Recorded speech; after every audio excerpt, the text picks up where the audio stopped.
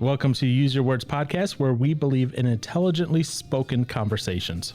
So you know, and I will admit, like I said, I can talk, or not, yeah, or not.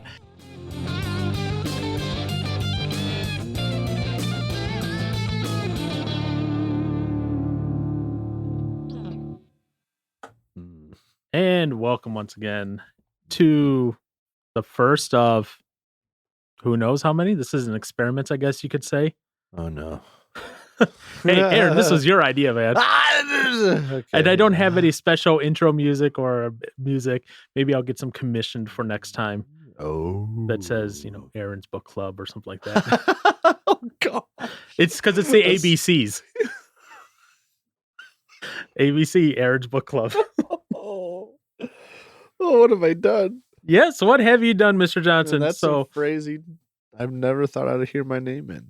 So welcome to another episode of Use Your Words podcast, where we are trying something new. We're trying Aaron's Book Club. And this one was as much a surprise to me as I'm sure it is to all of you, going, wait, Aaron reads? He knows how to read? Yeah. Surprisingly, yes. Ish. And if you had been listening to the wonderful Josh saga, which I think it ended after 5 parts, maybe 6 parts, because it's still ongoing as we're recording this. I'm still releasing the Josh saga episodes. Oh gosh. So because we'd spent three pieces in the abortion land just alone. So I think that was up to 4 parts right there total of the Josh saga. So that's what I said. I think we're at 5 total. The gun one may get split into 2. I haven't fully edited it yet, so it may turn into 6 for the Josh saga, which was like 7.5 hours of our life just sitting there going, oh my goodness, what have we gotten into? Yeah. But if you had been listening to that, you would have heard that during part of it, Aaron goes, I really like this book. And he talks about a book. And you would have heard me be a little snarky and go, oh, is this the first book of Aaron's Book Club? Because he had mentioned something about it beforehand. And as it turns out, yes, it is. And so we're breaking this book into 2 segments on how we're going to deal with this. Now, the funny part is I can't wait for segment 2 just because of the first chapter of segment 2. Oh, frick. I already forgot what the first chapter of the second segment, which is chapter 7 of the book, is he must be committed to children. Oh, gosh. And I just want to be like, oh, that is going to be so entertaining on so many levels because it's Aaron and just, yes. See, that's why, nope.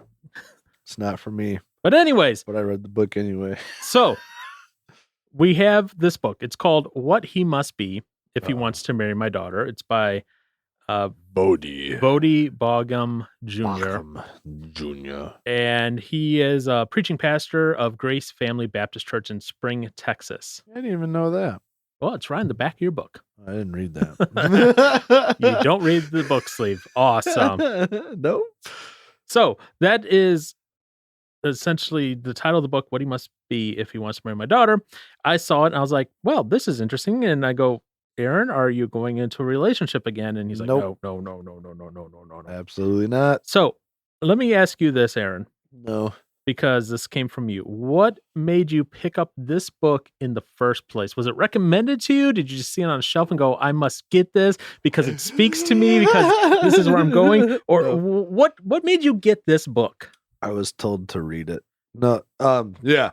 So it was a group of friends from another church. They had their little book group or whatever, and then this was one that one of the guys had recommended. So I was like, sure, I'll join your little get together study thingy, whatever. And then so this just happened to be the book he wanted to go over. So that's just what we went over. So you went over it in like a small group type setting. Mm-hmm. Okay, cool.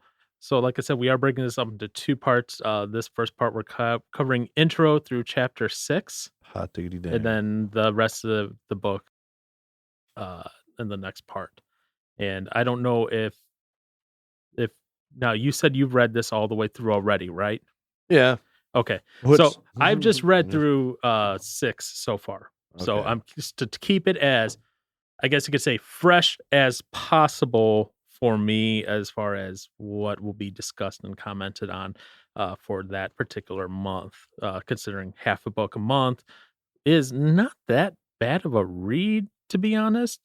Now, this book in and of itself, it was pretty easy to go through for the most part. There were a few parts where I will say, even for me, his language got a little bit wonky. I wouldn't say wonky, just like, oh, look, that's like very high academic level language. And it's like, okay, it's, if I'm being honest, some guys are going to read that and be like, I have no idea what these words mean. And to be, okay, you're raising your hand. Okay. So then this begs the question here. Did you go and look up what these words meant? Or did you just kind of go by and try to piece it together via context? Yes. Yes, on which? I did both, but okay, I don't remember what ones I did what for anymore. So no, that's fair.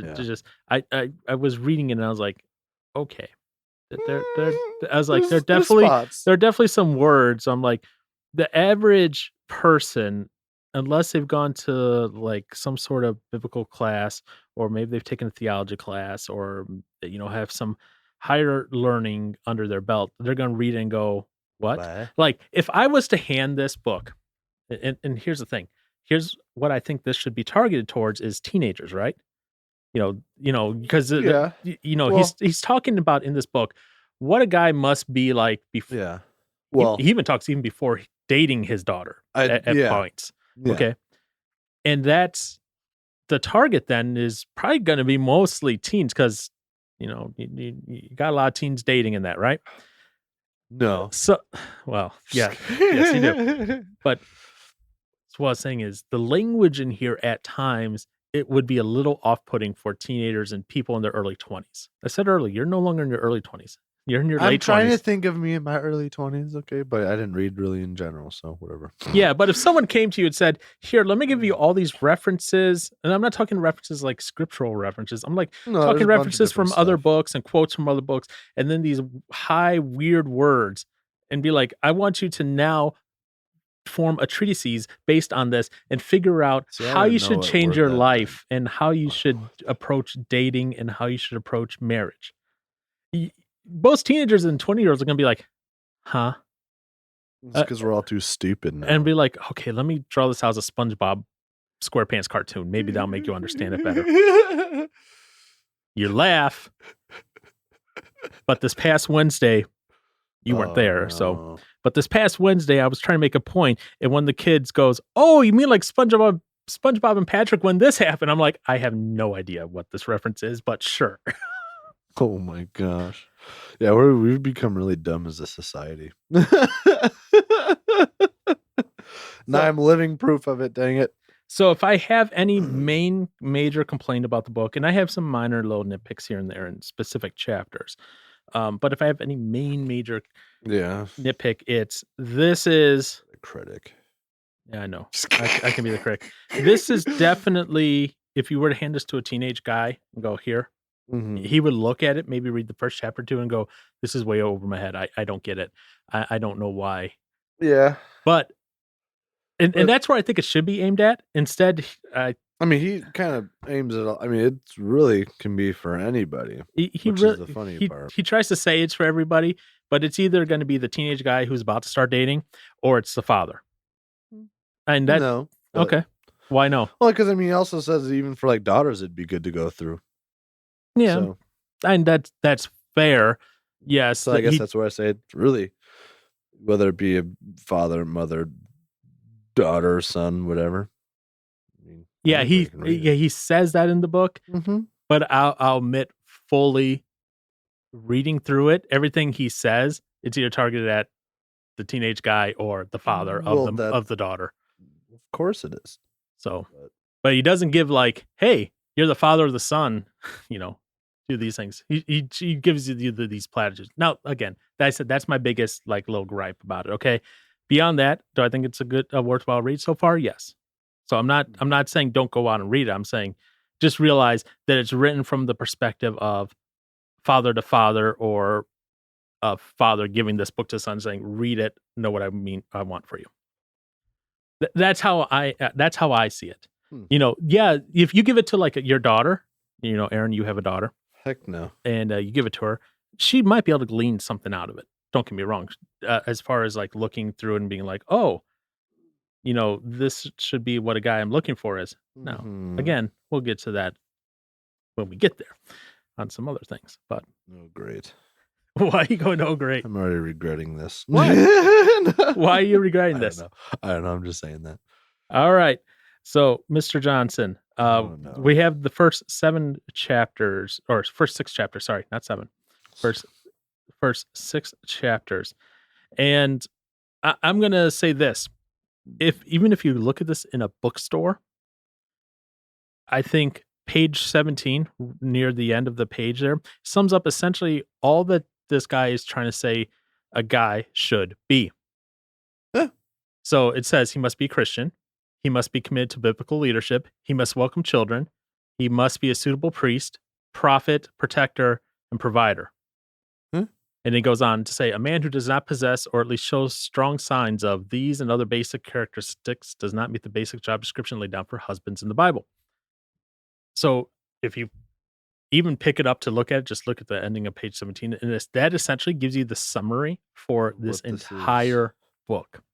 Yep. Now, obviously, he goes into each of those a little more detail for each of those points there, but he definitely gives you right out of the gate, this is what I'm going to be talking about in this book. And he does that whole typical speaker technique. I'm going to tell you what I'm going to tell you. I'm going to tell you, then I'm going to tell you what I told you.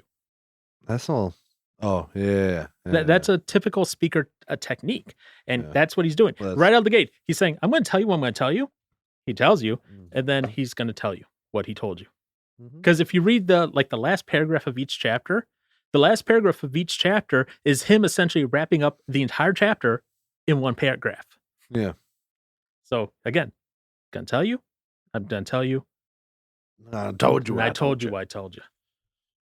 So I do appreciate that he takes that structure with the book. It makes it real easy, especially on some of the more, I guess you could say, drier segments of the book at times. Although there are some entertaining segments in here too. And then there are some segments that made me just kind of groan a little bit, but that's just me. That doesn't have to be everyone. So, right. Were there any particular segments that stood out to you about this book that really were like, hey, this is what's calling out to me?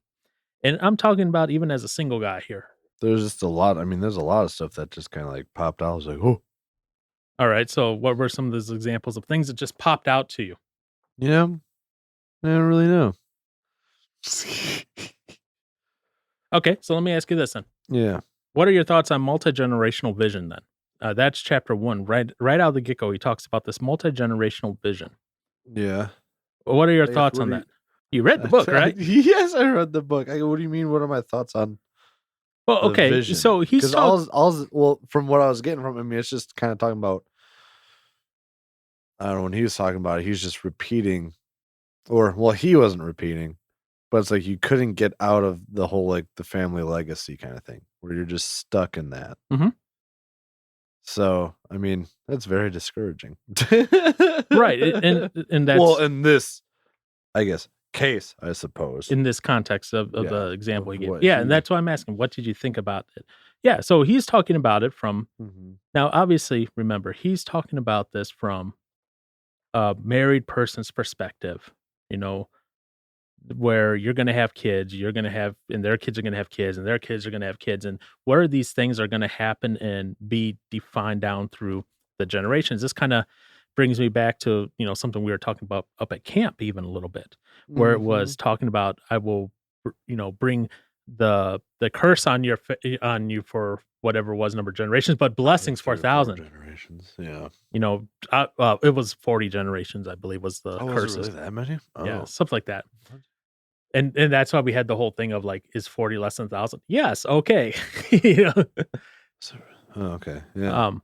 And that makes a good point. A lot of people, where they realize it or not, even in this day, that's me, that's you, that's your nephews, that's your nieces, that's your everything. it's Josh, it's the enforcer, all of them. They're living under either generational curse or blessings, that generational, multi-generational vision of what has happened from their parents before them. Mm-hmm. You know, obviously, if you grow up, in a poor family, there are good chances that you might have some issues breaking out of that cycle, breaking out being a poor. If you're fatherless, there's definitely going to be consequences like that. I shouldn't even say fatherless.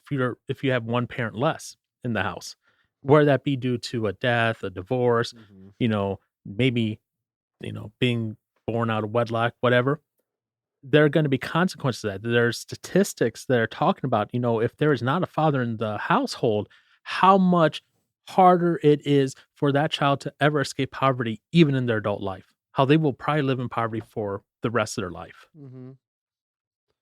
So Yeah. there are consequences to being that. And I'm looking at it and I'm thinking, I'm like, you know what? This is cool and all, but I'm coming at this as a single guy. What does this have to do with me? What does this have to do with me as a single person who, in all honesty, probably will never get married, probably will never have kids? Yeah, you said that years ago, but then you started talking to people again. So Yeah, and then that's just stopped because it's just a cycle that'll probably continue. it may continue, but Yeah. I've come to the conclusion that I probably won't, and that's fine with me. Yeah. But I look at it like, how do I think about that from a multi-generational view as a single person? Well, for you, well, that probably doesn't really matter. no, it does still. Does it? Yes. Okay. Well, because yes, I'm not going to have kids of my own, right? Probably. Okay. Probably. That's let's say that's a greater than 50% chance probability. Uh-huh. Okay, way higher than 50% at this point. I'm probably not going to have kids, but that doesn't mean that I cannot have an impact on others. Okay. And even though I may not be a direct parent or whatever, Yeah, I may play a role in their life in some way. right. I guess I was looking at it as you having your own kids. Well, that's how he's approaching it. Yeah. But I have to adapt this to how I think as well. Books are books. Books are written from the author's perspective, and they're going to have their points of view throughout, and they're going to have their worldview embedded in them. This guy is a father of multiple children. Of course, he's going to be thinking on this, and I'm glad he is. But then how do I take that and apply that as a single person? How do I then take that and apply that as a person who is childless, doesn't have a wife? Yeah. And so and to be honest, that's how I thought of a lot of this book. Mm-hmm. Because I could think of it in very normal ways, but I also need to think of it in ways of what is this going to be like for me as well. So if you do pick up the book, just keep that in mind. This is written from the perspective of a guy with many kids, a wife, and has been married for a while. So if you're single and you're trying to wade through it, it's going to be a little difficult at first to wade through it, especially if you're maybe older and single. Now, if you're younger and single, it starts getting you to think about that ahead of time. Mm-hmm. How and what I am doing now going to impact my future kids? How is that going to impact their kids? Right. So that's good things to think about. Think about the future. That's just my thought on that one. I also love how right away, in this book, starting on chapter 19, he starts going after Margaret Sanger, like right away. Margaret Sanger. Oh. Do you remember who she is? Maybe I'm thinking of somebody different. Go ahead. Margaret Sanger. She's a person who started Planned Parenthood. Yes, that is what I thought it was. Okay. Yep. So, he brings up some statistics. Planned Parenthood, more than 70% of their offices are minority neighborhoods. And Margaret Sanger, to be fair, was a eugenicist. What is a eugenicist? That was one that I don't remember. You don't remember what a eugenicist is, huh? No. Even though I just read it today. I didn't care to look it up. Practice or advocacy of controlled selective breeding of human populations. Controlling population. Yeah. So some quotes of hers that were I guess you could say pretty damning. And these are direct quotes from Margaret Sanger. Yeah. The most urgent problem today is how to limit and discourage the over-fertility of the mentally and physically defective. In other words, she was against people who had maybe some sort of mental or physical issue reproducing. Right. Survival, and basically Hitler, survival of the fittest kind Well, of oh, just in woman you form. just angered the Margaret Sanger people because That's okay. people always compare her to Hitler because they're both kind of eugenicists sort of things. Yeah. And people are like, "Oh, stop doing that." Well, I mean, if she just had enough power, then do you think she probably would do something like that? I wouldn't be surprised. Yeah. So another quote of hers is, "We do not want word to go out that we want to exterminate the Negro population, and the minister is the man who can straighten out that idea if it ever occurs to any of their more rebellious members." Again, keeping in line with the fact that, this was most of their Planned Parenthood offices are in minority neighborhoods. Yeah. Yeah. In 1932, in their, I don't know if it's a book. Yeah, I think it's a book. It's A Plan for Peace. Margaret Sanger recommended birth control as a means of negative eugenics to achieve what the Nazis had set out to accomplish. She advocated for a stern and rigid policy of sterilization and segregation to that grade of population whose progeny is already tainted or whose inheritance is such that objectionable traits may be transmitted to offspring. And that is directly taken from a book. What was the book's name? Public Policy Issues Research Trends. That's a mouthful of a book, right?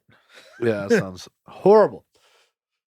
Which, man, and yet, I mean, Planned Parenthood is still, is very thriving today.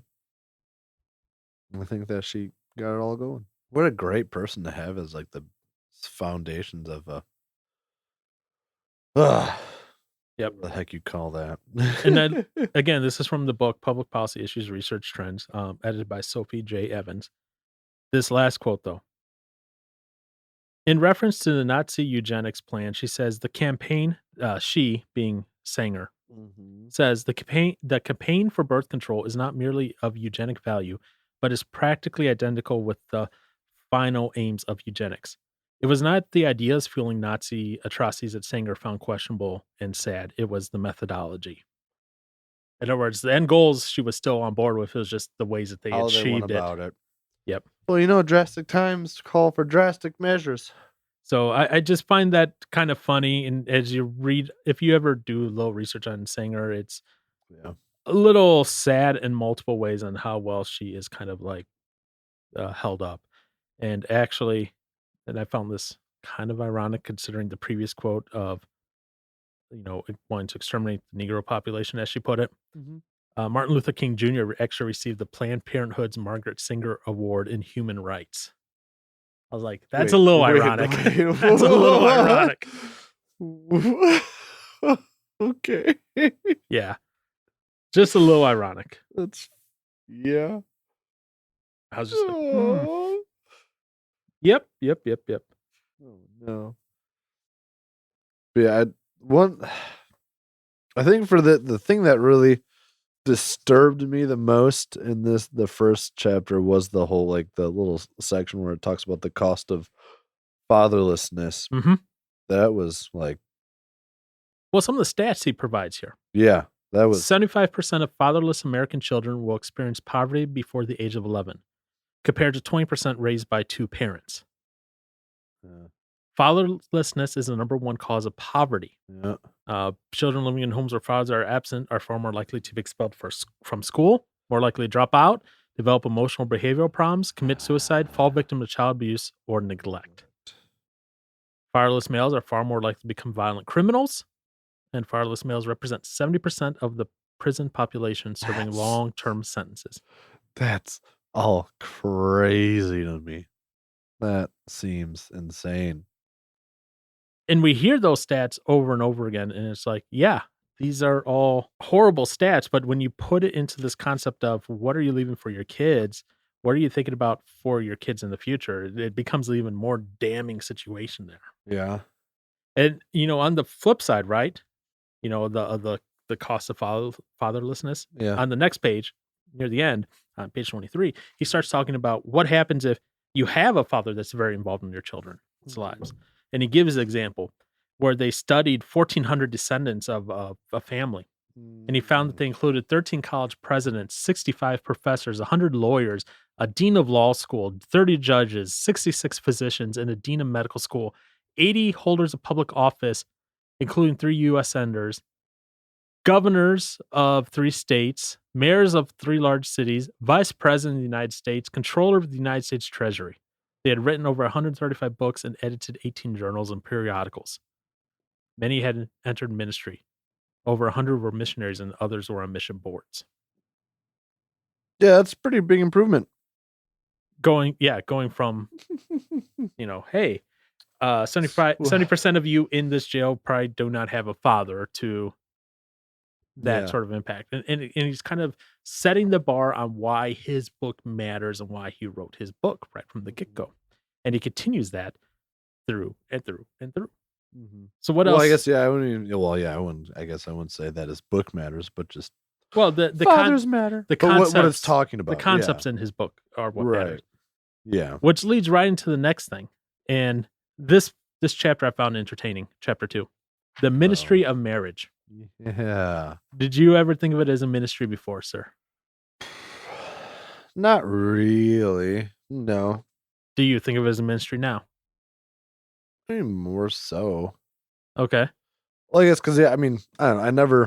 Obviously, I never really thought much about marriage and family and stuff like that.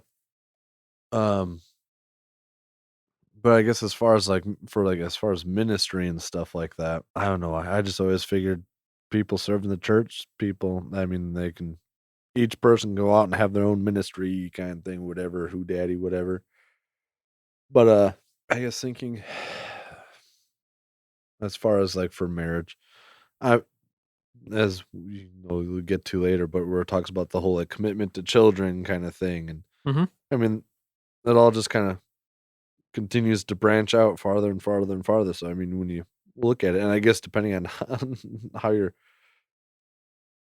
children grow up and stuff like that, if they come to find the same beliefs and stuff like that, they're not going to go out and do ministry work as well in one fashion or another. But I don't know. That's all that really, I don't know. I'm trying to think of. Nothing else stood out to you in this chapter then about the ministry of marriage? I don't know. There's stuff I've got I don't know. I've got pencil marks in here. Okay. About stuff, but I don't know. You go first while I look over it. All right. So a couple things that stood out to me in this chapter. First off, he's just talking about how marriage in and of itself is a ministry and how a lot of people don't think of it as that way. And the way his logical reasoning for that he's talking about that is that, yes, it's about, having a family. That yes, it's about having children then within that family. But ultimately it's for, hey, this is how we raise our kids then to then go and get married and have more kids and continue teach again, branching off of that multi-generational statement he made in the previous chapter and talking about, hey, this is how it should be. This is kind of, he kind of brings it back of this is how we were kind of commanded to do this in the Bible. Yeah. And so one of the things that he talks about is, and this is on page 33, is it's in the section, what happened to marriage? Yep. And he's like, hey, he quotes this article from the Houston Chronicle. And the article from the Houston Chronicle is entitled Singles in No Hurry to Marry. Mm-hmm. And the quote is, it used to be common for men and women to get a marriage certificate not too long after collecting their high school diploma. Not anymore. Nuts. And it's talking about that and how the average age of marriage has gone from like that 18, 19, 20 phase to like 30 to 30s. 34 to maybe even closer to 40s in some cases. So maybe there is hope for me. Who knows? But I'm approaching that 40 phase real quick here. And how, as a culture, we're changing completely our thoughts on marriage and what that is. And, and then this is where he starts introducing this other, I guess you could say, concept that he starts talking about, which I'm sure will get him quote unquote canceled in today's culture, which is patriarchy, because he talks about that a lot in this book. I will admit. Yeah. We'll get to that in a minute here, but he starts introducing that concept into here and what it looks like in the family structure and unit and that and going forward. So I it's just like, it kind of caught my attention because I was like, okay, he's willing to put that into words. He's willing to put that on paper. All right, let's see what happens with that happen. Now, obviously, he can't go on, talk about marriage without talking about same-sex marriage and all that other stuff, and he does give some statistics related to that in there as well. But ultimately, he talks about, hey, this is why marriage is, as he calls it, the preferred state of life. Where is that? That's on page 42, where he calls it the preferred state of life. After just saying, yeah, but if you are called to be single, then yeah, that's good still too. And so that's where he's trying to do that little balancing act of saying, hey, you should be married, but if you're going to be single forever, you can be single forever, blah, blah, blah. He's trying to do that little balancing act delicately without trying to insult one group or the other. And did he handle it? What do you mean? I guess what one group or the other? The people who are like, well, I'm going to be single forever, or the people of like, get married. Oh, well, yeah. Did he handle that balance? There's really not much to say about it other than, I mean, it's in the Bible where it talks about, well, it was in Corinthians and one of Paul's message, but where he talks about, singleness isn't a bad thing. You can celebrate someone's singleness because, if you stay single, then there's just all that much more time and effort you can put into your relationship with Christ and stuff like that. Because having a wife, or well, vice versa, getting married brings more worldly issues into the picture and just more stuff that you have to be focused on and take care of, as opposed to just being able to focus on Christ and stuff like that. So what I did find funny, there was a study, right? And he talks about this on page 36. It says the link between religious attendance and family life is particularly strong for men. Currently, men are 50% less likely to attend church regularly if they are not married with children, compared to men who are married with children.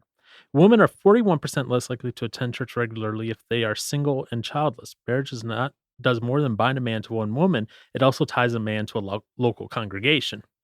I was like, yeah, I had that. I put a line around that and said, why? you put why, huh? Yeah.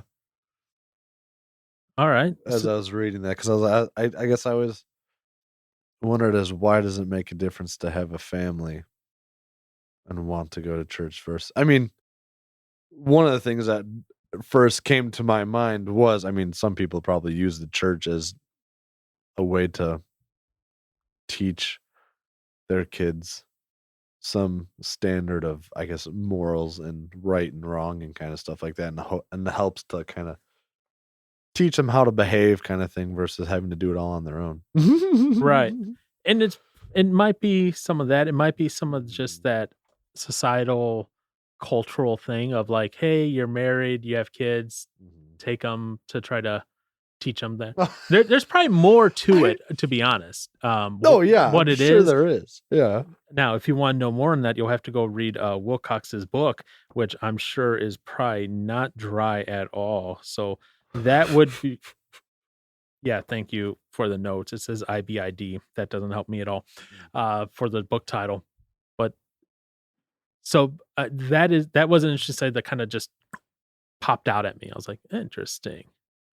I guess it is. That's kind of going back to the first chapter, but like where it talks about like as far as for culture getting married and stuff like that, there's like the cultural norms where it was talking about how like the guy would go to the dad to ask for his daughter's hand in marriage and stuff like that, and it's like, what's well, it's just funny how we still do that, but it's like I feel like at this time nobody should really care about any of this, but for some reason we still do. Well, I don't remember later on. I forget which chapter it is directly in. I have it marked somewhere here, but he says that by the time that the guy, like let's say you, Aaron, right? You went and asked someone's father for their hand in marriage, right? For their daughter's hand in marriage.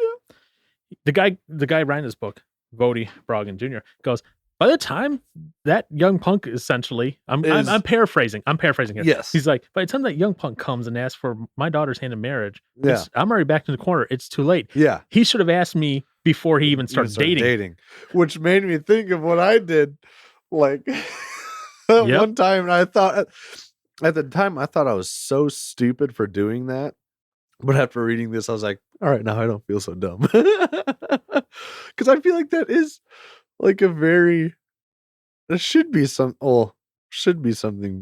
that should happen, or would be a good thing at least.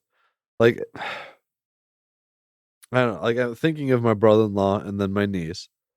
Like, I would hope you'd be very involved in her life in the manner of helping her find somebody that's actually worth being with. Right. So it's like, yeah, why let her just go out and date somebody when you know what should be the end result of dating is eventually marriage? It's like you should kind of have those kind of conversations before they even start dating, as opposed to, well, they've been dating, now he's asking me to marry her. Do I say yes or no? It's like, yeah. Yeah, I don't know. I just thought that was interesting. I was like, why do they just ask for marriage? Like, at that point, you would hope that they already know that they're okay for marriage. Yeah, I was reading that, and to be honest, the first time I was reading through it, I was like, okay, this guy's being a little too involved in his daughter's life. So I wouldn't say that at all, like I said, the first time I read through it, right? And then I chewed on a little bit more, and I was like, okay, I get it. I get what he's doing. He's trying to protect his daughter. Which is what we're supposed to do. Right. But so I was like, wow, that's because he does mention his daughter is 18, has never gone on a date, has never had a boyfriend. I laughed when he joked about the whole thing about locking the daughter in the basement till 30. I was like, oh boy, that's something he does or has done. Right. It's just like there's people out there that are definitely like that. And it's kind of like, ooh, that's scary. Because I mean, it's like there's a point where I don't know. I guess as a father it would be very difficult, but there's a point where it's like if they make their own decision, they make their own decision. And see, I look at this, especially at the whole 18 after 18 thing. Well, okay, so like if you're under 18 in that, or like 18, 19, okay, yeah. But I look at it this way. Okay, the last person I dated, right? We're both almost 40. Am I supposed to go to her dad, whom she hasn't even, whom she hasn't even brought into the picture of me even being a chance to know yet? Yeah. You know? What happens then? So that's where so for young relationships like that, I could see that. For younger. For older relationships, no. I think that that's where this maybe starts falling apart a little bit. Yeah, I would agree with that. And I wrote in my notes, creepy. I wrote in there, creepy for 40-year-olds. Yeah. I would definitely aim that towards younger kids that are, and the reason I would say aim that for younger kids especially is you're still growing up, you're still learning things, you don't have the ability to judge properly on things at least not on something that's so impactful, right? Yeah, there's a lot of hormones running around still and everything, so it's like, I get it why he talks about this and why it's good to have a father in the house to give these roles and examples and ideas to. And and I guess And obviously, because there's still examples of where even having a father in the house isn't going to help as much. Because it's like there's still obviously fathers that are in the house that don't care. Right.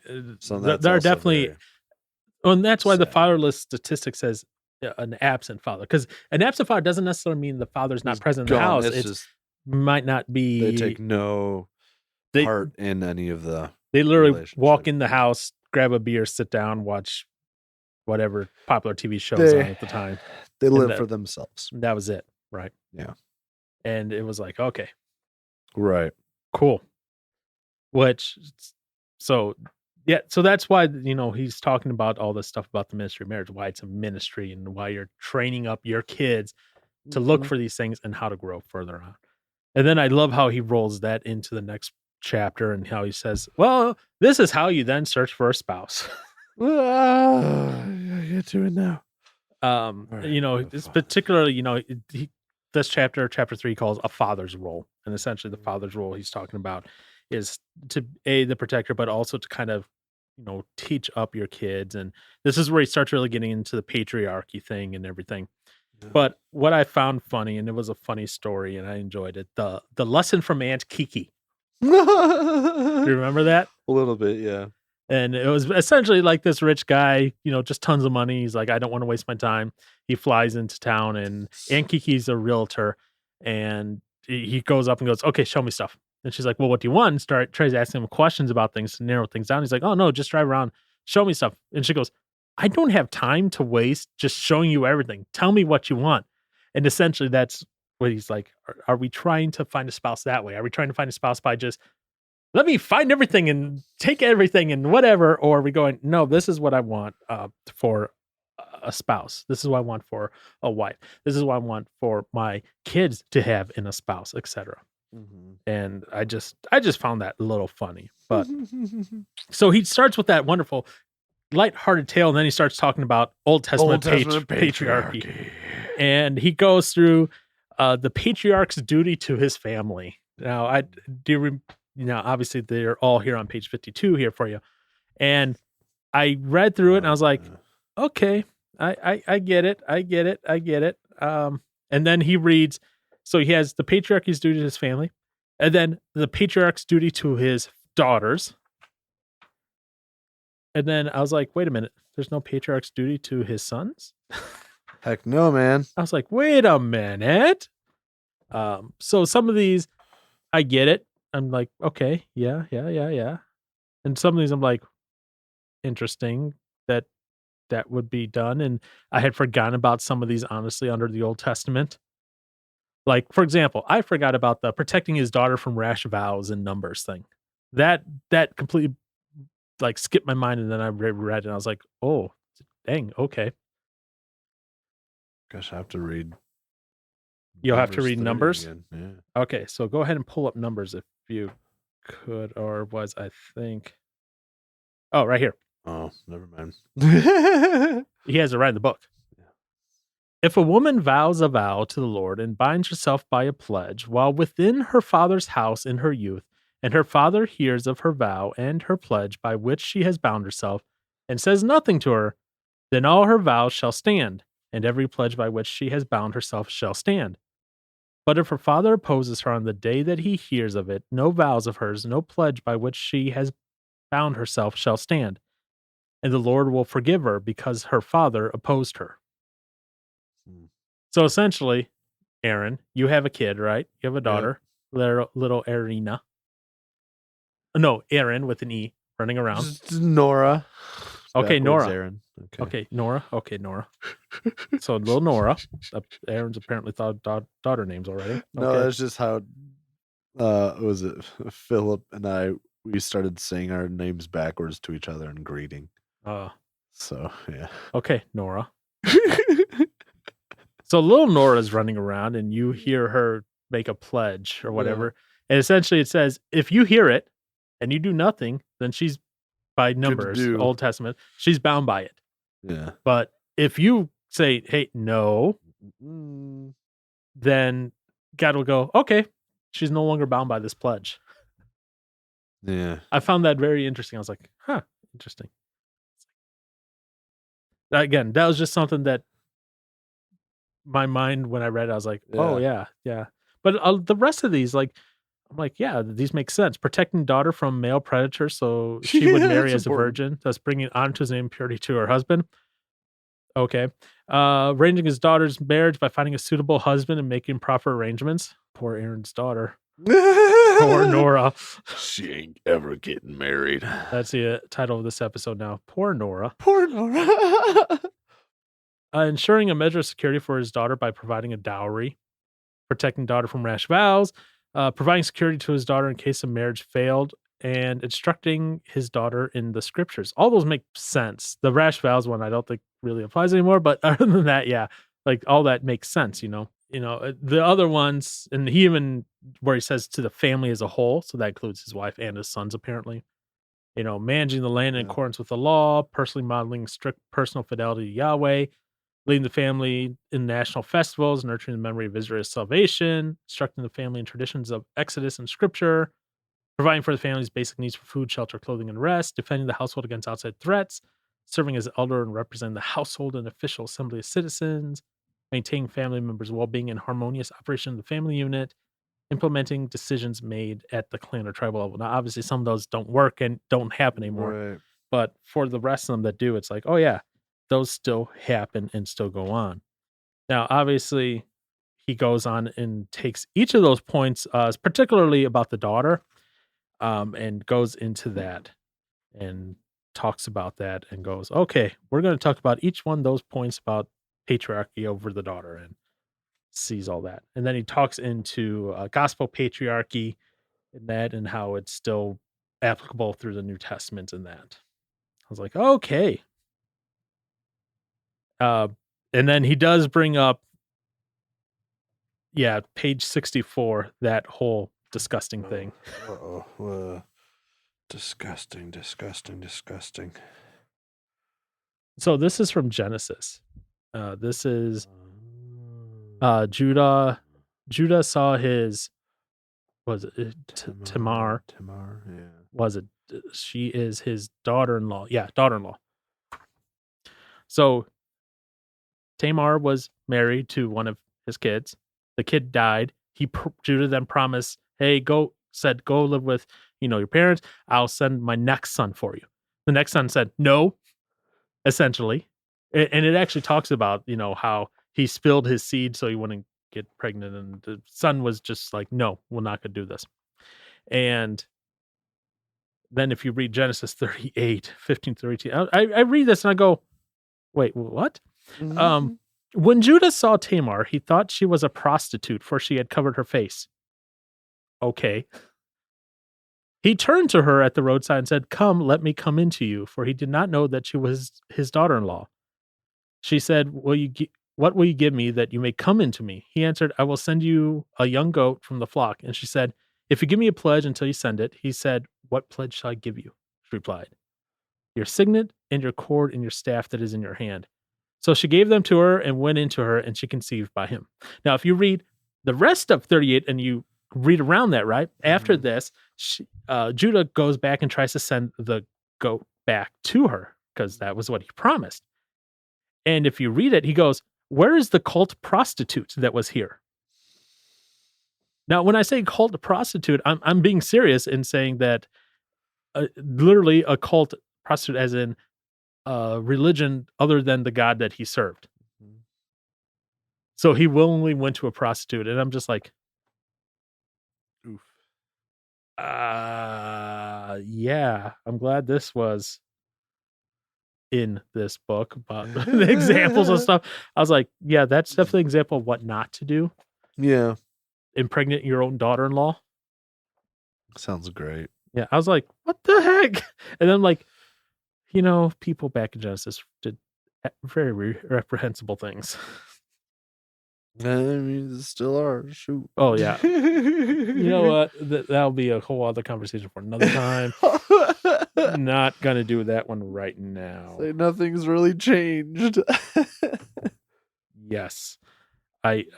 Yes, 100% agree. So anyways, so that's that chapter. Father's Role is talking about patriarchy, which might get people canceled and so many ways. Especially now. Anybody can rule and do anything. And so the next 2 chapters, which are the last 2 that are covering from the book today, he must be a follower of Christ. Mm-hmm. Or no, these are 3 chapters. He must be prepared to lead, and then he must lead like Christ, which all 3 kind of go right together, right with one another in there. So yeah, I had a lot. You had a lot in chapter 6? In 6 that I had at least marked. All right. But, so, and there's a lot that's being covered here in 4, 5, and 6. Yeah. So, is there anything of particular importance that stuck out for you, Johnson, that you want to bring forward from 4, 5, and 6? Oh, 4, 5, and 6. Yeah. Jeez. Because 4, 5, and 6, if I'm being honest, really should have been one chapter. Yeah, you could have been.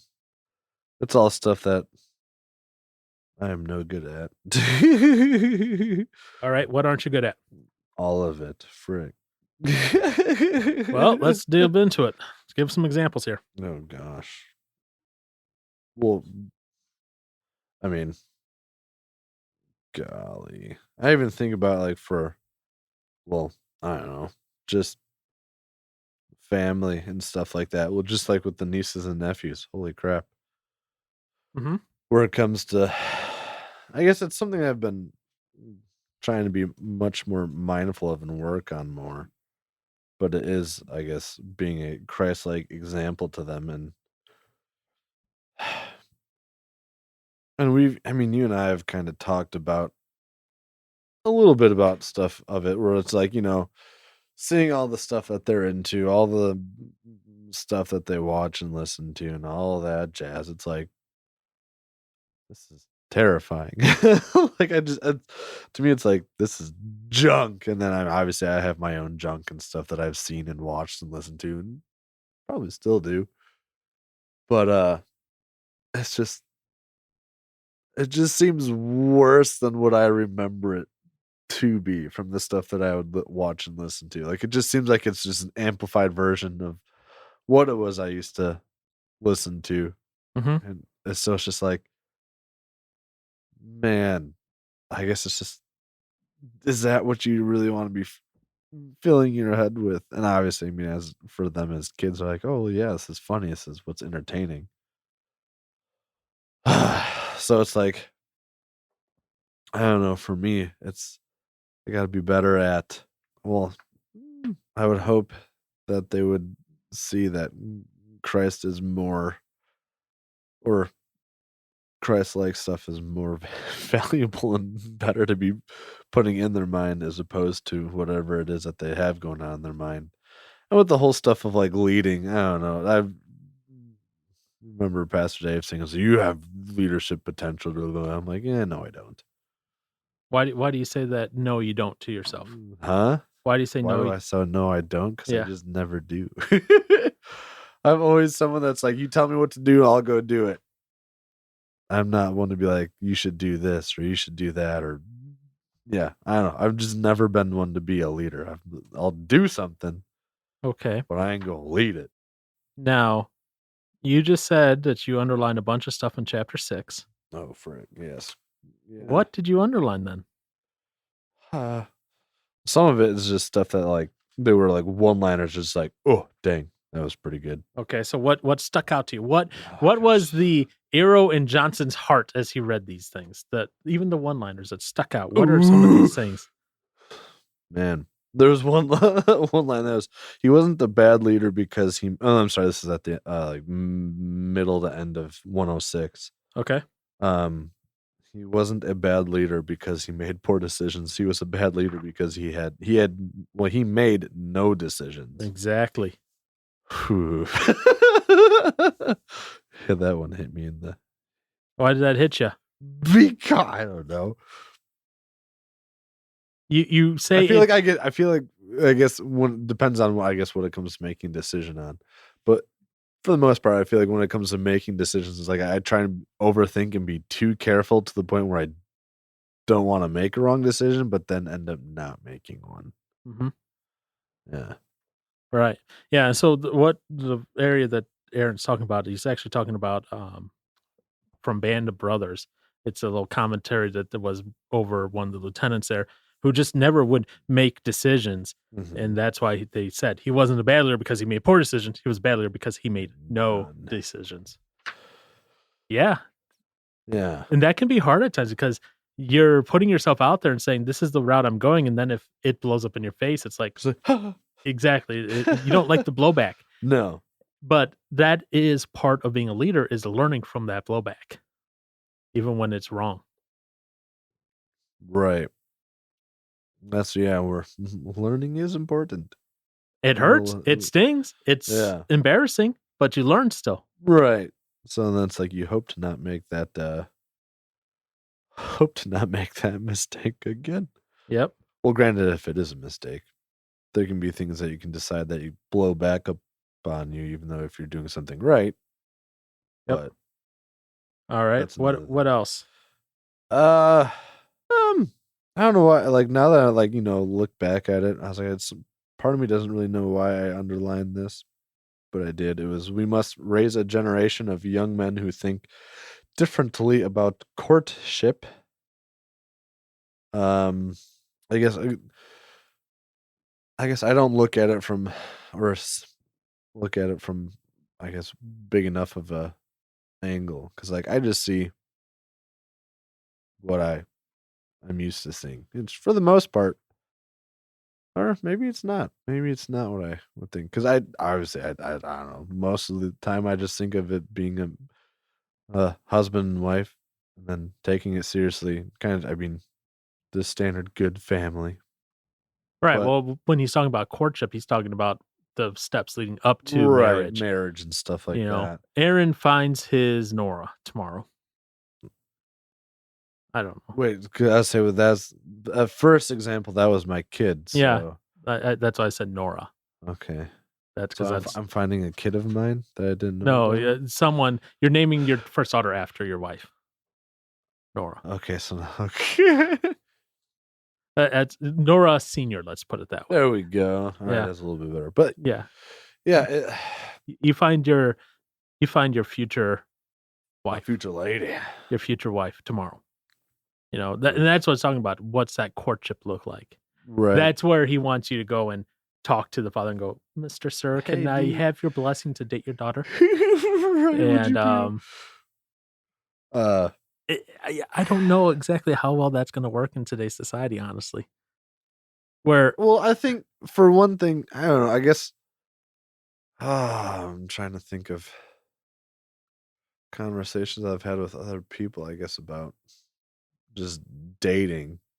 Because I mean, some people are and it's outside of a Christian perspective, where it's like dating is just like, oh yeah, you get together with someone that you get along with pretty much, and then just, I guess the biggest thing is where they act with you act like basically a married couple as far as enjoying what marriage normally should entail.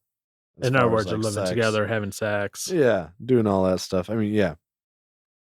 They figure you just do that, and then once you finally find someone that you're right, that you, I guess, are either one, you're done looking, or have been with someone long enough where it's like, well, I guess this can work now. Then it's like some people then get married, but then some even don't because they don't want to do all the legal paperwork stuff and stuff like that. So I guess as far as, I guess one thing I could see getting taught to, more, I guess, boys and men growing up as time goes on, is it's more of a matter of convenience for them. And it's just something that is going to benefit them to a point. Because obviously, and like still, I mean, you hear that, relationships take work and stuff like that, and you're going to have to make sacrifices and all that. But it's like, as long as you're happy, though, kind of thing.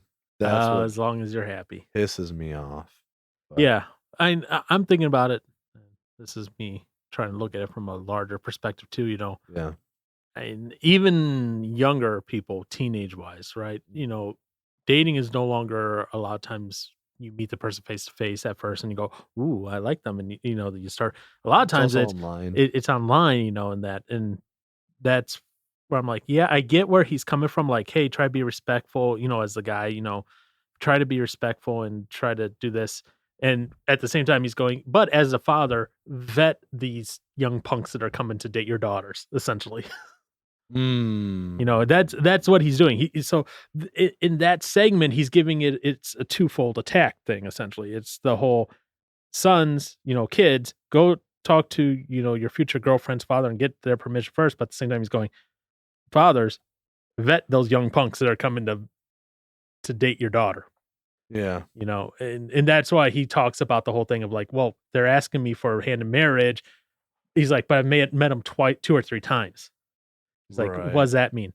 And I think there's a balance between it. If especially if you're in a situation where you can have a relationship with that other family, like, let's say you're starting to date someone, Aaron, right? Mm-hmm. And you're able to have, go over to her parents' house, on weekends and that, for dinner, have a nice Saturday dinner together.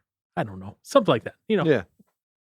You're having those conversations. That then it's not the whole thing of when you go and ask for the hand of marriage. It's not like, oh, I've only seen this putz 2 or 3 times. It's, hey, I've seen this putz and I've known him, hundreds of times already. All right, cool. Right. It's about freaking time. Because to be honest, trying to quote unquote vet the future boyfriend before they start dating doesn't even work either always, because you don't know the kid yet. Right. I look at it more as like it's a continual ongoing vetting process, not a one-time vetting process. But I do agree with, some of the stuff he says, like, hey, they try to have marriage without being married, aka the emotional attachment, the living together, the sex, and what he calls the intimacy. And he goes, guys, we spell intimacy sex. Yeah, right. He's straight out about it. He goes right on, says it without. I find it funny though. In here, you could tell he's an older gentleman. Yeah, an older guy, and he wrote it for parents and older guys because he goes, kids these days have what's called a hookup. Yeah, a hookup is, and he defines what a hookup is. I'm like, yeah, you're not 30 or under, are you? Oh no. I was like, you are definitely like in your 40s, 50s. And I was like, that is very apparent just based on this. I actually laughed out loud when he goes, for those of you who don't know what a hookup is. I was like, why? I was like, I didn't know what that was until like a few years ago. Okay. What? Please tell me you're lying. I can't remember when I learned about it, but I mean, it was probably as soon as I should have. So, just so you know, Vodi Bakum Jr., he's 53 years old. Young man. So, just FYI, he's a 53-year-old African-American preacher. That's currently. Yeah. So, when he wrote this, he might have been, he would have been younger. Not by a ton, but by 11 years. Yeah. At least. So 42. What a young and spry guy. I'm almost as old as he was when he wrote this. You better start writing a book, Paul. Oh, I have. Oh. My Conversations with Aaron. Oh, no. Volume 1. Let me know if you ever release that, because then I'm going to know when to have to go off the grid. Hide my face in shame. Was there anything else that stuck out at you from these chapters? I mean, there was the whole thing about having maturity and sensitivity, encouraged to avoid arousing the affections of young women prematurely. That was probably, that's probably something that, I mean, kids never think about. One, because I guess I wouldn't even just say kids. I mean, adults and kids at this point, and that's at the end of like 109. Okay. But because it's like we're taught so much to just go off of feelings. Yep. And this is obviously very much not about that. I guess the Bible is very much not about going off of feelings, because feelings will screw you over at some point. So that was good point. On 111 where he one of the lines is, you're just gonna have to carve out some time and study. A little bit before, I mean, he's just talking about how like people look for like all one time end all argument kind of responses and stuff like that, which I mean there like is none, but talks about how for if you're having conversations with other people about it, it's like you're gonna have to say at some point you're gonna have to actually study and find out for your own. Exactly.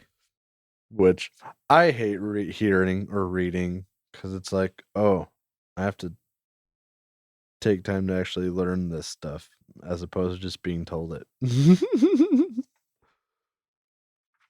plan for growth. It's always a good thing. Another thing I'm not great at. That's kind of like what I felt like reading this book. I was like, oh man, what are all the things that I'm just not good at? There's this and that and this. And well, then at that point, those are calls even to you, Johnson, of things then to start working on. Right. Yeah. Oh, I know. But you know, the whole feelings thing, whatever. Oh boy. Is there anything else that stuck out in these chapters for you? Because I got a list. What do you got? Yes. All right. Fire away. So a couple of these are serious. One was just funny. I don't know, funny or what. So we're gonna start way back in chapter 4 then, or was it chapter 4? Okay. Yeah, 4. So right away in chapter 4, chapter 4 is entitled "He Must Be a Follower of Christ," which I honestly was like, this is pretty self-explanatory. I was like, this chapter is a little long, but it's an academic long, so I understand it. That happens. But I like how he did delve into the whole yoked together thing. And he's talking about it. This is more than just marriage. This is talking about in all things, in all facets of life, in all sorts of work, that you should be yoked equally in that regard. And he talks about, he has a quote from Calvin on it, but he sums it up like this. In other words, Calvin's argument is not that marriage is excluded from the topics covered in this discourse. On the contrary, he sees it encompassing marriage and much more. In other words, it's not just that whole concept of being yoked equally is not just for marriage. It is marriage, business, what else? All these other concepts in life. So it's a much broader concept where people tend to just limit that verse just to marriage. That verse obviously being 2 Corinthians 6:14-18, where Paul talks about that. It's on the previous page if you're looking for the verse. What page are you on right now? Page 17 is where that verse is. So there's that, which I just was like, interesting.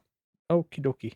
The next thing that kind of hit my note-taking radar that made me take notes was this. Again, like I said, this chapter 4 is a little bit longer than I think it should be, but that's because it's more academic than anything, so it delves into deep things. But he says a true believer is reformed, and what it really means to be reformed then. And we're not talking about reformed theology. We're talking about reformed as in change, as in a real conversion. So that's what it's talking about. And he's talking about how, the example he's giving is a conversation he had with some parents where they're like, oh, our kid was saved at this young age, but now he's a teenager, he's acting up and all this stuff. I'm like, 2 thoughts came into my head. I was like, first off, he's a teenager. He's going to do that. It's going to happen whether they're saved or not. Unfortunately, teenagers love to rebel. I mean, people love to. Well, that's where it really starts to kick off. Teenagers love to rebel. And to be honest, angsty emo and angsty. And after learning, I had to listen to a lot more emo music than I realized. Jeez Louise. But yeah, that's where that rebelliousness comes through, especially. And what's funny, this is hilarious. In dogs, it's the same thing. They're teenage years, they start rebelling. You can have them perfectly trained as a puppy, but their teenage years, they stop willingly not doing what you train them to do. It's not a salvation issue there in dogs at that point. It's just a natural. It's just this natural, like, hey, I want to rebel thing. Yeah. And I'll be honest, part of me still has not grown out of that, but that's a whole other conversation. And that's, I mean, as soon as you hit those years, I mean, I think that's something that nobody ever really grows out of to some degree at some point. Yeah, but I still keep it in. Yes. Some people have it under control a lot more. Generally, I mean, I would hope to imagine most Christians would have more self-control and be better with that kind of stuff. But I mean, I don't know. I guess you can look at the Bible, and I mean, there's people where, I mean, the Bible where they had their times of rebelling and doing what they deemed what they wanted to do. But yeah, I still have that though at the forefront, especially at work at time, and I shouldn't, but that's just me. That's how I get my work done anyways. There you go. Mm-hmm. So yeah, so that part about him talking about the reform, and he's literally going to the parents like, well, is your kid really saved? And I was like, I don't agree with this approach here. And then I remember where that essentially, I think he's Southern Baptist, and like that makes sense now why he did that, because why he brings in the question of is he really saved kind of thing. Well, no, like why is he like, well, obviously your kid's not saved if he's rebelling, and he was saved, quote unquote, as a youngster. Oh, and then I go, oh, Southern Baptist. I was like, I get it. And here's the thing about a book like this: you don't have to agree 100% with everything to get things out of it. It's not a Bible. No, yeah. So there are points in here where I read it, I go, ooh, that's creepy, or ooh, I disagree. But I was like, but his other points still stand and still works. I'm like, whatever. By the way, at the end of the next one we record, you'll have to give it a rating out of 5. Oh gosh. So start thinking about that now. How you rate this out of 5? Oh no. Okay. Yeah. Yeah. So anyway, so that was one part. And then the next part that made me kind of laugh / cringe / I want Aaron's take on this. Oh, great. Page 86. I'm 10 pages away from that. Yep. Page 86, the stay-at-home dad. Heck yeah. So what did you think about the stay-at-home dad scenario there? Oh, I don't know. So essentially what happens is the guy goes and picks up his kid from school, and this Cuban lady comes up to him and goes, I know you're a pastor, so you don't have a real job. And she points at the other man there that he was talking to, goes, why are you here to pick up your kids? And the guy goes, I'm a stay-at-home dad. And he goes into a little bit more that, his wife makes more than him, makes enough for them to survive on. Mm-hmm. And because of that, they decided for him to be a stay-at-home dad. Right. And this author kind of goes, well, why is he being a stay-at-home dad? He's like, and he talks about how that's the infection of feminism in the church and how he needs to reclaim his manhood and all this other stuff. I'm like, interesting. So, what's your thought on stay-at-home father? Oh boy. I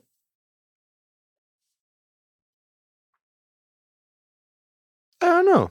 I mean, I guess from like current, understanding. I mean, I guess, is he the one? When you look at the list of things of what like the man is supposed to do in the family, one of them is providing. So is he still providing for the family in this? No, I wouldn't say he is. At most, what he's doing is he's going, he's taking the kids to play dates, picking them up from school, doing the grocery shopping, doing the housework, doing the bill pays, all that sort of stuff. But the wife is the one bringing in all the money. She's the one that's putting the work out to make sure the family is taken care of. Yep. So, I mean, he's not, I mean, I guess, I would say, I wouldn't say that I would be a person for the whole stay-at-home dad thingy. The dad is supposed to be the one out putting the work in. And I mean, I had well, yeah, conversation with like, well, now I was about to say it, I thought of the wonderful phrase "mother dearest." Okay. Because no, I was talking to her about that, and I was like, "So, but what about the whole situation where it's like, oh, well, the wife is going to be able to make more money and stuff like that, and like, so why not? I mean, you both can work or whatever." And she's like, "Well, I guess she was under the impression you should just go under the man's salary and learn to live off of what he can do."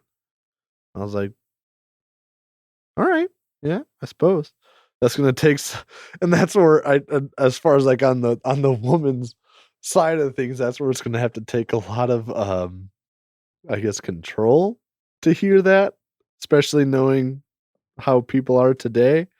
Where if they're told that like, hey, like I'm the man that's kind of like running the ship here, kind of thing, and he's the one that's like, will work under my, I guess, what we can provide. I can see a majority of women being like, so I'm not good enough to, or kind of, I don't know, maybe that's not the argument they'd bring up, but they would get upset that like, well, why would we live in worse conditions when I can just work and make more money and we can have a better living style or whatever it be that would Yeah, be and better. that's part of the like the American chase and dream and for like the bigger house, the bigger Mhm. drum set, the bigger guitar, the more guitars. Yeah. I'm sorry, am I attacking someone personally? Yeah. But in reality, in the Yeah. current American culture, to live under one salary is pretty difficult. Yeah. And I don't I think I can't remember. I don't know. Yeah, I'm already forgetting a lot of this chapter, but like I thought when the guys and I were discussing this as a group, we had asked like I was like, well, is this okay for women to work while being married? And well, and I mean, I think we all came to the conclusion. I was like, well, yes, that's perfectly okay until kids come into the picture. At that point, because I mean, I can't. Was it this chapter? I don't remember. He talks about how they have like or maybe it was something totally different. I don't know, but it's talking about both parents are getting up in the morning, getting in their BMWs or whatever, driving off, going to work. It might be in a different It chapter. might be a different chapter because it wasn't in the first 7. Yeah. But it the mom should be the one to stay home and do the whole nurturing aspect for the children and while they're growing up. Mhm. They shouldn't just in the example that I'm talking about because they just had like a nanny or somebody coming to the house to take care of the kids or to drop them off at daycare or whatever. Which, yeah, no, I mean, I would say the whole stay-at-home dad is like, no, Okay. because I guess yeah, and I guess as far as biblically going, I mean, obviously, if you're not trying to live your life biblically, then do whatever the heck you want to do. I don't care. Well, I shouldn't say I don't care, but it's your choice. Yeah, because he was talking about how, he goes, "Oh, this is how the end result, the end goal of feminism in the church attacking and deconstructing the lines between men and women," and how he's going. I love the little phrase there. He goes, "The guy, the stay-at-home dad, a decade ago would have, or a couple decades ago would have like been hiding his face in shame, is now wearing it proud like a badge out in the public." I was like, Hmm. "Yeah, that's probably about right. That's probably Well, about yeah. right." Well, yeah. I mean, as time goes on, I mean, we're always just getting more and more backwards with, I guess, as far as biblically speaking goes. Well, that's definitely been going true more and more. Hence Oh, why books like this are being written like, "Hey, here's how to be a father that guides your daughter on how to get a boyfriend properly or a right. husband Well, properly." as far as, well, and I guess, yeah, I mean, this doesn't have to be just I mean, obviously it's geared towards Christians and stuff like that, but even for like a non-Christian father, I mean, you can read this and maybe be like, oh, maybe I shouldn't be involved in my daughter's life to find a guy that's actually worth being with. Yep. And not just her finding, oh, this is the cute boy at school and then getting with him and then he turns out to be a complete piece of trash and then yeah, I don't know. Cuz I feel like that I shouldn't say I feel. I mean, that happens a ton. Oh yeah. So it's like, well, one, because I mean, obviously with the whole absent fathers thing, it's like girls don't know what to look for in a guy because they don't have any example of what a father is. So it kind of makes things difficult. And obviously a mom can still, I guess, help out and be like, tell her daughter when, oh, that guy's not worth it or that guy's no good. But yeah, I guess it's probably not the same as coming from a mom as it is coming from the dad. Oh yeah, because the dad knows what the guy's thinking and what the guy's really doing and what the guy's motivation is behind what he says. Right. So, in other words, Aaron, for your future daughter, you need to be there for her. I mean, I would if there was going to be one. But... all 10 of them. Oh my gosh. No. I would laugh so hard. No. You would make the Peterson clan look tiny. Oh my gosh. There's people I've talked to, or like, there's people I've talked to where they've had a couple boys and then they have family members that have had a couple girls and they're like, wow, the girls are obnoxious to deal with. She's like, I'd rather have boys than girls any day. I'm like, going to bless you with 5 sets of twins of all girls. I'm gonna need so much like man time with the boys. I'm gonna be outnumbered in my house. 11-1. Oh my gosh. Your poor wife. Poor me. No, your poor wife. I mean, poor wife in many ways, but at least she can have her fun stuff with their little girls, and I'll just be like, ugh. Now I have to watch out for all the bozos that are coming after y'all. I say, no, you'll be the guy that will be like dressed up in the pink dress with bows in his hair and his beard at his daughter's tea party. That'll be you. You've seen those guys. It's awkwardly like, well, not awkward. That's just like, she feels too accurate. I know. Because it's like, I've done stuff like that for less. So what would I not do for my little girl? so bad. That sounds real bad. Okay. Oh no. So this was part 1 of this book. This is the first half of this book. I can't wait till the second half of this book because we're going to talk about things about being committed to children. Aaron, I am so looking forward to hearing your thoughts on that. I'm not exactly sure what this chapter means. It's the last chapter. Again, I haven't read the full book yet, so I don't know what everything means, but this chapter title was weird. Can't find one, build one. I was like, that is a weird, I don't remember. That's the last chapter before the conclusion. Yeah. And then the another one I'm looking forward to is don't send a woman to do a man's job. Yeah, I would agree with that. But the last one, can't find one, build one. I was like, wait, what? Yeah, we're building. Are we going to androids now? Yeah, we are. Oh boy, this is turning into a Rick and Morty episode. Oh boy, it's entertaining. That's a disturbing series if you've ever seen it. Rick and Morty? Yeah. I mean, I've seen bits, not a lot. It's a disturbing series. It's wild from what I've seen. It's that can't find one, build one. That's definitely the premise of one of the episodes. Oh no. It's scary. Yeah. But anyways. All right. Johnson, I'm looking forward to hearing the second half of your thoughts on this book and then what book you want to do after this. Oh gosh. Because what book I want to do? What if you want to do? Because this is Aaron's book club. It has to be books Aaron wants to do. And this is entertaining because this is a way for me to make sure that Aaron keeps reading and learning. And in a very roundabout way, we're giving Aaron an education on what it means to be a man.